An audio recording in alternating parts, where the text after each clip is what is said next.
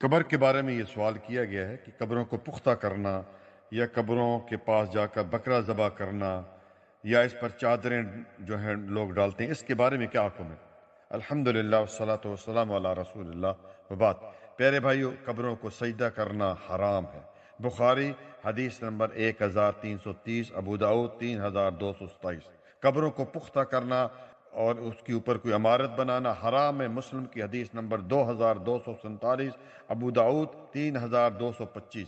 قبروں پر لکھنا حرام ہے۔ ابن ماجہ کی حدیث نمبر 1563، ابو داؤد کی حدیث نمبر 3226۔ قبروں پر عرس اور میلے لگانا حرام ہے۔ مسند احمد کی حدیث نمبر 8790، ابو داؤد کی حدیث نمبر 2042۔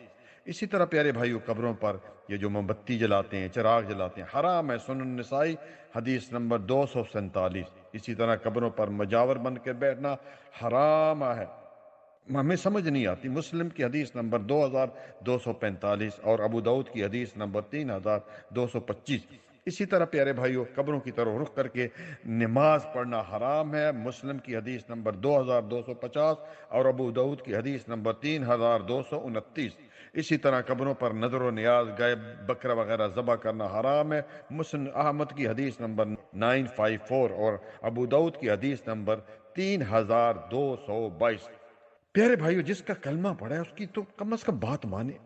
صحیح مسلم کی حدیث نمبر 1188 میں کائنات کے امام جناب محمد رسول اللہ صلی اللہ علیہ وآلہ وسلم نے اس امت کو وصیت کی تھی کہ تم میں سے پہلی قومیں اپنے نبیوں اور نیک لوگوں کی قبروں کو سجدہ گاہ بنا لیتے۔ تم قبروں کو سجدہ گاہ نہ بنانا، میں تم اس بات سے منع کرتا ہوں۔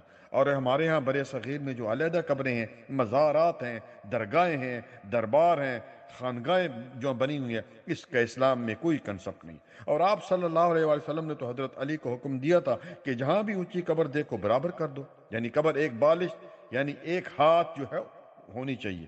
اس لیے ہمارے ہاں امن نہیں۔ اور قرآن کی آیت ہمیشہ اپنے سامنے رکھیں، سورۃ انعام کی آیت نمبر 82، الذین آمنوا ولم يلبسوا ایمانہم بظلم اولئک لہم الامن وہم مہتدون۔ وہ لوگ جو ایمان لائے پھر انہوں نے اس ایمان کے ساتھ شرک کی ملاوٹ نہیں کی تو ان کے لیے امن بھی ہے، اور ہم ان کو جو ہے کیا دے دیتے ہیں؟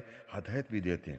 اور کیا خوب اقبال نے کہا تھا کہ تم سید بھی ہو، مرزا بھی ہو، افغان بھی ہو، تم سبھی کچھ ہو، بتاؤ تو مسلمان بھی ہو۔ قبر پہ جھنڈے لگانا، یہ چادریں ڈالنا یا سنگ مرمر سے اونچی کرنے سے کوئی انسان بخشا نہیں جاتا۔ پیارے بھائیو، کوئی بھی سجدہ تعظیمی ہو یا کوئی اور سجدہ، صرف اللہ تعالیٰ کا حق ہے۔ نبی صلی اللہ علیہ وسلم کی اس حدیث کو سامنے رکھیں کہ آپ صلی اللہ علیہ وسلم نے فرمایا کہ اگر میں سجدے کا حکم دیتا تو عورت کو دیتا ہوں، اپنے خاوند کو سجدہ کرتی۔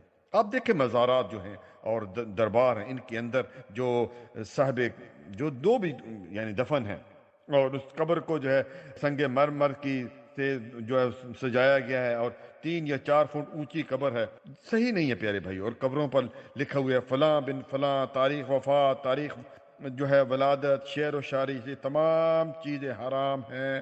اور کیا کہتے ہیں؟ آج جی بابا جی کا عرس ہے۔ عرس کا مطلب کیا ہے عربی میں؟ شادی ہے۔ بابا جی کو فوت ہوئے 4 یا 500 سال ہو چکے ہیں، اور آج ان کا عرس شریف منایا جا رہا ہے، ان کی شادی ہو رہی ہے، نعوذ باللہ۔